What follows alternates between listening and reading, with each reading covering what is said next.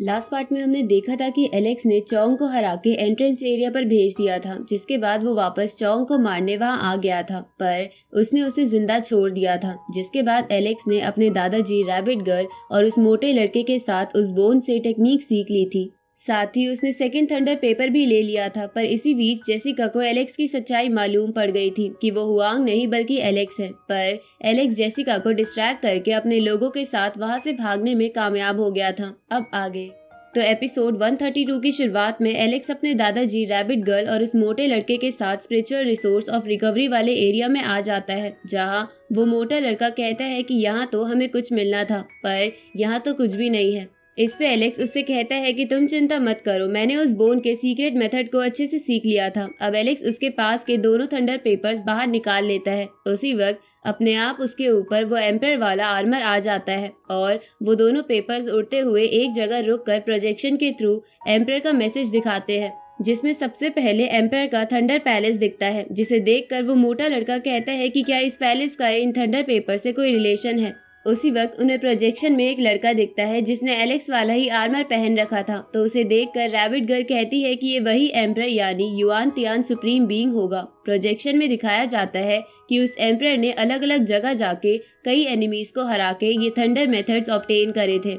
अब वो एम्परर अपनी वॉइस के थ्रू सबको बताता है कि हालांकि मैंने थंडर का सीक्रेट मेथड ओपन कर लिया, पर मैं इस टेक्निक को ज्यादा आगे नहीं समझ पाया, जो कि मेरे पूरे जीवन का सबसे बड़ा दुख है। जबकि लाइटनिंग डॉग ने इस टेक्निक में एनलाइटमेंट हासिल कर ली, जिसकी वजह से वो एक ड्रैगन मैस्टिफ बन गया था, क्योंकि एनलाइटमेंट की वजह से वो इमोर्टल सीक्रेट टेक्निक सीख गया था, जो तुम लोग भी जल्दी सीखोगे। लेकिन तुम्हें मेरी की गई गलतियों से बचना होगा। यहाँ वो एम्परर उस डॉग के बारे में बात कर रहा था जिसका स्केलेटन हमने कुछ एपिसोड्स पहले देखा था, जिसके अंदर से एलेक्स को पहला थंडर पेपर मिला था। अब वो सब एम्परर का वो मैसेज देख ही रहे थे, पर एलेक्स को एम्परर की कही गई बातों में से इमोर्टल सीक्रेट टेक्निक के बारे में कुछ समझ नहीं आ रहा था। साथ ही तभी वहाँ एक वेनरेबल लेवल का फ्रॉग बीस्ट आ जाता है और उन थंडर पेपर को चुराने की कोशिश करता है, लेकिन एलेक्स उन थंडर पेपर को बचा लेता है। तो वो फ्रॉग बीस्ट एलेक्स को ही खाने के लिए आगे बढ़ता है, लेकिन तभी वहाँ वो पहले वाला थंडर ट्री आके उस फ्रॉग बीस्ट को मार देता है। तो उस थंडर ट्री को देखकर मोटा लड़का और रैबिट गर्ल डरने लगते हैं, जिसपे थंडर ट्री कहता है कि तुम्हें डरने की जरूरत नहीं है, मैं तुम्हें हार्म नहीं पहुंचाने वाला, बल्कि मैं तो खुद यहाँ किस्मत की वजह से आया हूँ, इसलिए तुम बस शांति से मेरी बात सुन लो। तो एलेक्स इसके लिए मान जाता है, जिसके बाद वो थंडर ट्री बताता है कि एंशिएंट टाइम्स में जब वो एम्परर अलग अलग जगह जाके दूसरों से लड़ रहा था, तब मैं एक बीज था और उसी समय के दौरान मैं बीज की फॉर्म में एम्परर के आर्मर के अंदर गलती से गिर गया था और किस्मत से एम्परर के साथ इस सीक्रेट रिलीम में पहुंच गया, जहां मैं बीज से इतना बड़ा हो गया। और क्योंकि मेरा ज्यादातर टाइम इस सीक्रेट रिलीम में ही गुजरा है, तो मुझे यहाँ की ज्यादातर चीजें मालूम है, इसलिए मैं तुम्हें इस रिलीम से बड़े आराम से बाहर ले जा सकता हूँ। अब वो थंडर ट्री एक क्रैक की मदद से स्पेस टाइम पोर्टल ओपन करता है, जिसके बाद वो एलेक्स से कहता है कि भले ही सीक्रेट रिलीम में बहुत अच्छे अच्छे ट्रेजर्स हैं, बट यहाँ के कुछ रूल्स भी हैं, जिसकी वजह से यहाँ हर कुछ सालों में एक डिजास्टर होता है जो सभी डिवाइन फ्लेम लेवल के कल्टीवेटर्स को मार देता है। पर भले ही तुम डिवाइन फ्लेम लेवल पर नहीं हो, लेकिन फिर भी तुम्हें यहाँ खतरा है, क्योंकि कई सारे ग्रेट मास्टर्स तुम्हारा एग्जिट पॉइंट पर इंतजार कर रहे हैं ताकि वो तुमसे बदला ले सके। इसलिए मैं तुम्हें सेफली इस पोर्टल के थ्रू यहाँ से बाहर पहुँचा सकता हूँ।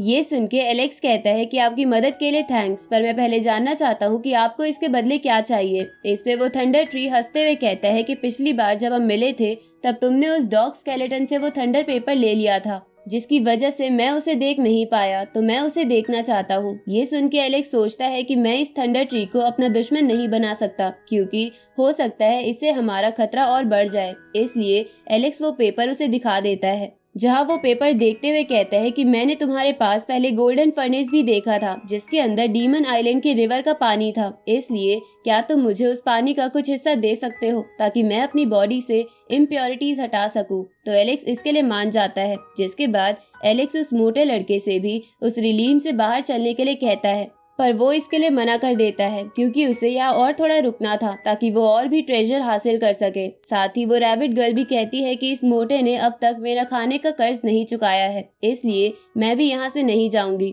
अब वो दोनों एक दूसरे से लड़ने लगते हैं।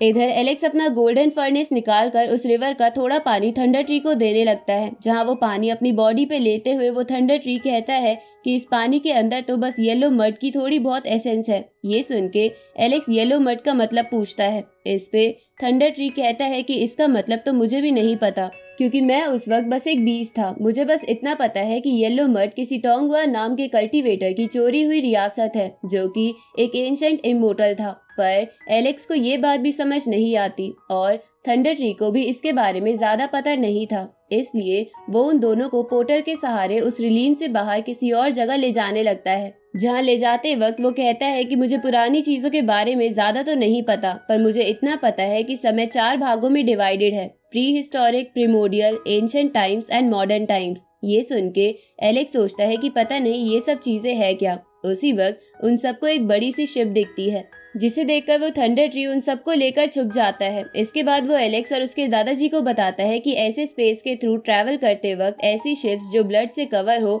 वो बहुत ही खतरनाक होती है, क्योंकि इनकी बनावट बहुत ही अजीब होती है और इसके अंदर जाने के बाद बाहर निकलना बहुत ही मुश्किल हो जाता है, क्योंकि कईयों का मानना है कि इसके अंदर कुछ अजीब क्रिएचर्स भी हो सकते हैं।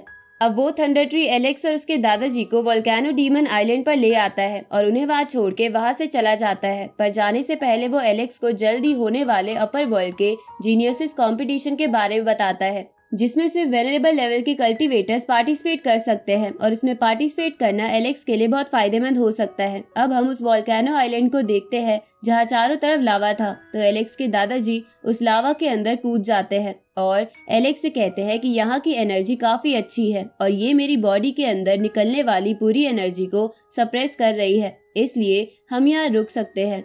साथ ही हम यहाँ थंडर टेक्निक भी प्रैक्टिस कर सकते हैं। ये सुन के एलेक्स इसके लिए मान जाता है, जिसके बाद वो दोनों उन थंडर पेपर्स की मदद से और नई टेक्निक सीखने लगते हैं। जहाँ कुछ समय बाद एलेक्स अपनी टेक्निक सीख लेता है, पर एलेक्स के दादाजी अब भी मेडिटेशन स्टेज पर ही थे, इसलिए वो एलेक्स से कहते हैं कि तुमने अपनी टेक्निक मुझसे काफी जल्दी कंप्लीट कर ली। इस पे एलेक्स अपने दादाजी से कहता है कि ऐसा इसलिए क्योंकि मेरे पास काफी ट्रेजर्स है। उसी वक्त एलेक्स थोड़ा उदास हो जाता है, तो एलेक्स के दादाजी उसका रीजन पूछते हैं। इस पे एलेक्स कहता है कि मैं उस जीनियस कंपटीशन में पार्टिसिपेट करना चाहता हूँ। ये सुन के एलेक्स के दादाजी उससे कहते हैं कि तो इसमें क्या प्रॉब्लम है, चलो हम वहाँ चलते हैं। तो एलेक्स अपने दादाजी से कहता है कि मैंने युआन तियान सीक्रेट रिलीम में कई सेक्ट्स और क्लैन को ऑफेंड करा है, इसलिए वो हमारे लिए मुसीबत बन सकते हैं। ये सुन के एलेक्स के दादाजी कहते हैं कि तुम्हें क्या लगता है मैं तुम्हारे ऊपर बोझ बन जाऊंगा। इस पे एलेक्स बोलता है कि ऐसा नहीं है, बल्कि मेरा मानना है कि आपको यहाँ इसलिए रुकना चाहिए क्योंकि यहाँ लावा से आपकी बॉडी के अंदर की बुरी एनर्जी सप्रेस हो सकती है, जिससे आप खुद को हील कर सकते हो और इससे अच्छी जगह हील करने की हमें कहीं नहीं मिलेगी। ये सुन के एलेक्स के दादाजी उससे कहते हैं कि तुम मुश्किल हालातों में भी सोच समझकर डिसीजन लेते हो। ये दिखाता है कि तुम अब बड़े हो गए हो, इसलिए मैं तुम्हारी बात के अकॉर्डिंग यहीं रुककर खुद को हील करूंगा।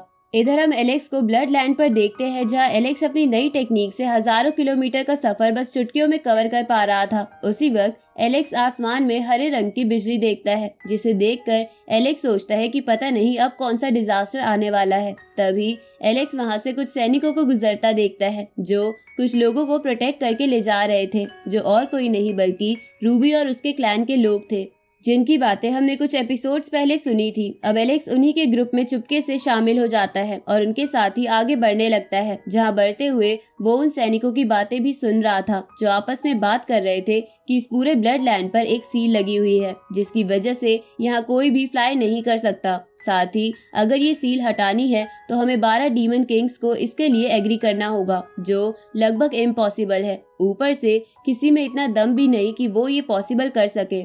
साथ ही अगर वो ग्रीन लाइट आसमान में नहीं दिखी होती तो हमें दूसरे रास्ते से जाना पड़ता, जहां हमें नुकसान हो सकता था। ये सुन के एलेक्स कुछ सोचता है। उसी वक्त एलेक्स की साइड से रूबी गुजरती है, पर एलेक्स को उसका ऑरा जाना पहचाना लगता है, इसलिए वो अपनी डबल प्यूपिल आई से उसे देखता है, जिसके कारण उसे पता चलता है कि वो रूबी ही है, जो अभी फिलहाल वेनरेबल लेवल पर है। तो ये बात जान के एलेक्स सोचता है कि रूबी का रूप बदला हुआ है। साथ ही इसकी इयररिंग्स जो ये कभी नहीं उतारती थी वो भी हिडन है। ऊपर से इसे इतने सारे सैनिक प्रोटेक्ट कर रहे हैं तो जरूर कुछ ना कुछ प्रॉब्लम होगी, इसलिए मुझे अभी फिलहाल इसे डिस्टर्ब नहीं करना चाहिए। उसी वक्त वहाँ आसमान में एक पोर्टल ओपन होता है जिसमें से एक स्पेयर निकलकर उन्हीं की तरफ आने लगती है, तो वो सभी उसे देखकर पीछे भागते हैं।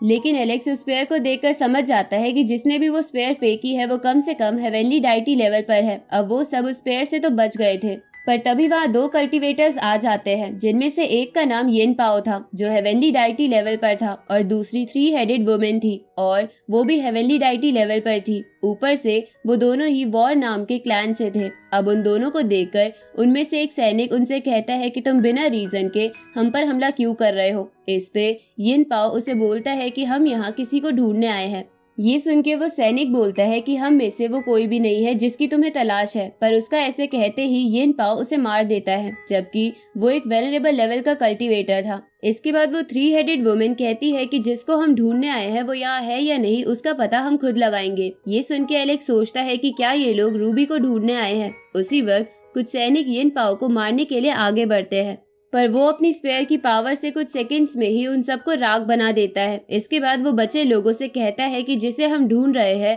अगर वो जल्दी सामने नहीं आया तो हम सबको मार देंगे। ये सुन के रूबी अटैक बनाते हुए आगे जाने लगती है, पर तभी एक एल्डर उसे रोक देता है।